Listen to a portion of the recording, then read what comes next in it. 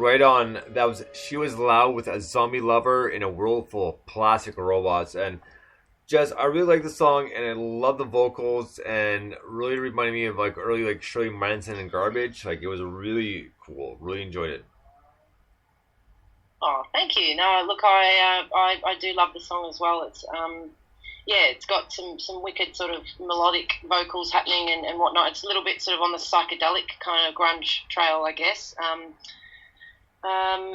Look, a completely random name, and you're probably thinking, what the heck does that mean? And like I was saying before, it's those sorts of things that don't necessarily have a meaning. But how I see it is that you're a flesh-eating lover who wants to find someone of flesh, but it's all a bunch of plastic fake robots, and whether that has anything to do with it, you're in love with someone who's in love with something a little too much, or a scene that's a little bit too much that you can't quite keep up with, and you kind of got to let that go. Right. And there's essentially like that fakeness sort of element to that. So yeah, it's kind of what it's about in a nutshell.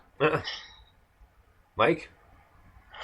Yeah, this is the great thing about your tracks and that EP is that's so different to the other one, but they all fit together so well, and it's really nice. That was the one I think that reminded me of like Scissor Sisters and bands like that, which I thought was really cool. And it's got kind of a almost like a disco pop thing going on, and I mean that in a good way because not everyone likes that, but I think that's cool, and I really like that. So yeah, I just. I'm constantly impressed by your work. I don't want to gush too much on the radio, you know. I seem like a fanboy, but I am genuinely impressed by your guys' work. I think it's really, really cool.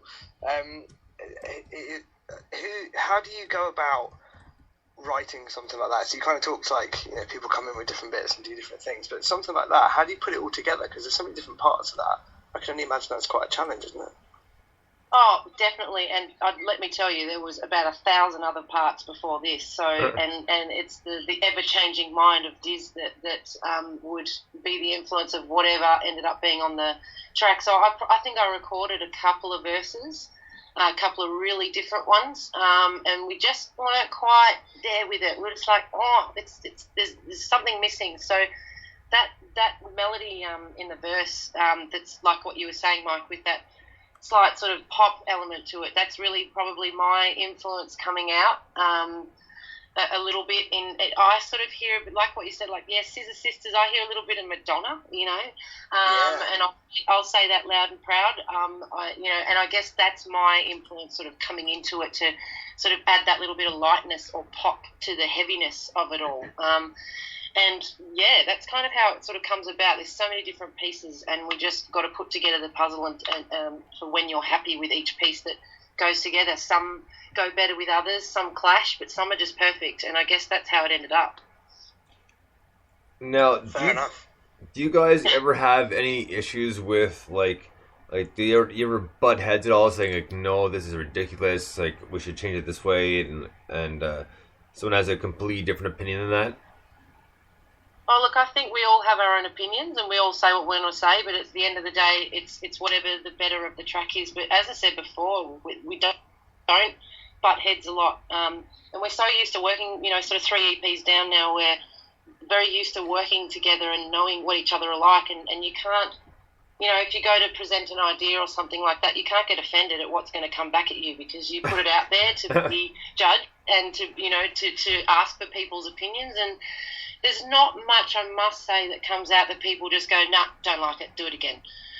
There's that negativity doesn't seem to sort of hang around with us with that. We seem to be on the same vibe with the same sort of energy, and we really hear each other, and we really know, you know, if I get given a part to put some vocals over, I'll really just take that away and do that, and then I'll come back and I'll show it, and it'll be a yes or a no. Or it'll be like a fuck yeah, you know, excuse my French.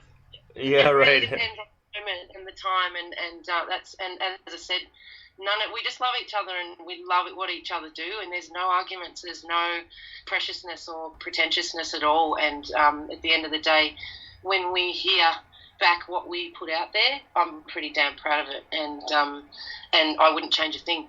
And so that whole process is worth it to me. And even if you do bump heads on a specific verse idea that you might hold on to or something, you just can't. You just got to put it out there, and if it's not right, it's not right. And if it is, then wacko. That's even better. Go ahead, Mike. I was just going to say, does that come from, have you known each other a long time? Like, how did the band get together and stuff? Does that come from being able to be comfortable with each other from knowing each other a long time? Or it mainly comes from me just being a really easygoing person, and everyone in the band being really easygoing. Maybe that's the Aussie way. But yes, a couple of us have known each other since we were about 15. So, growing up in the 90s together. One of the boys went out with one of my girlfriends when we were at school, and we used to hang out at their place and, that sort of stuff. So, yeah, it started a long time ago. And I guess, just being comfortable within each other's talent to really trust each other and go, that's what it is. What you're putting there, that's what it's got to be. And just just agreeing with each other. It sounds like this perfect relationship, I guess. But, it really is. It just seems to work, and maybe at the start it was a little bit different, just getting used to each other. But now, as I said, it just all falls into place, and no one's really here or there with it, and you just put your ideas out there, and as I said, everyone trusts each other, and that's the beauty of it. Great. I'm not sure if we just got Brian back. We just lost him, but. That's good. Well, you and I here. Yeah, we're here. No, it's. Sorry, I'm back. I got cut off slightly. Okay, so let's just go with Brian. Let's call him real quick, and then we'll get to our next song here. Cool. One question I was going to ask you, Jess, is so you mentioned maybe it's an Australian thing. What are your top 5 Australian bands? Oh God, now you're putting me on the spot, aren't you? I know, right? Look, there's been so many and so much Australian talent that is out there that doesn't get noticed. It feels like we're in the wrong country, where there's and all over the world, so many. And it's only when you go to investigate or look into things or hear about bands from others that's not being played on your normal radio station or whatever. So. Oh God, I mean, there's, for me, but everyone will have different influences. Like I said before, definitely a band called Regurgitator. You should definitely check them out because they don't have one single influence. They go from real heavy, full-on psychedelic rock to funk pop. Really rosy cheek kind of pop. Lollipop kind of style, but with a dirty, funky sort of thing going on. Very electro as well, and. So love them, love groups like, even 90s groups like the Baby Animals. I don't know if you've heard of them, but Susie Zimarchi's just got an awesome, awesome voice on her, and I love her as a rock sort of influence. And just proud to know of any Aussie bands that really make it over to where you guys are or whatever is just a huge plus in my eyes. But so many, Birds of Tokyo is another one which I absolutely love. Carnivore, check them out, they're really amazing. And they've really come really far, those guys as well. But again, lots of dirty, heavy kind of rock influences there with lots of beautiful harmonies and melodic kind of sounds. And that's, I guess, what we really love. And nice. It shows. Can I just very quickly, I'll run through mine and then see what you think of them. So Silverchair is in my top 5 Australian bands. Oh, how could I forget? Yeah. Love Silverchair. AC/DC, that's kind of obvious, but they're one of my favourite bands ever. Mm-mm. Yeah, I think like everybody.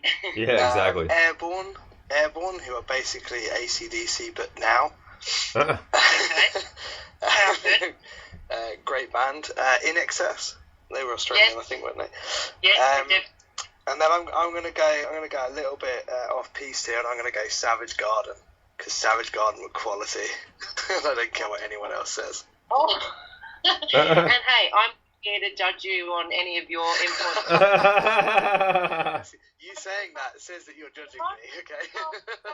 I'm not at all. And you know what, as I said, I'm the one who says I'm a bit of a pop queen, so I love a lot of that sort of stuff, and I think they have amazing songwriters and amazing melodies. And I think back in the day, before they even came to fruition, their manager put his house on the market because he was so adamant that their first album would do so well that it would just buy him that house times 10.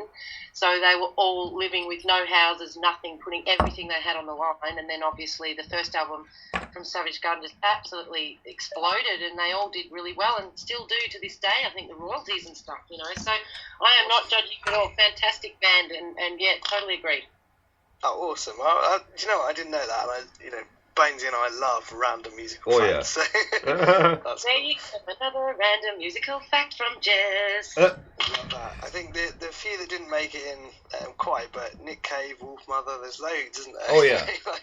But now that you're saying, oh crap, why don't I think of those? But yeah, as I said, anything that you end up hearing that does get as far as the other side of the world is definitely quality. And you know, there's Powderfinger as well, which are a fantastic band. There's Boy and Bear, which are absolutely amazing.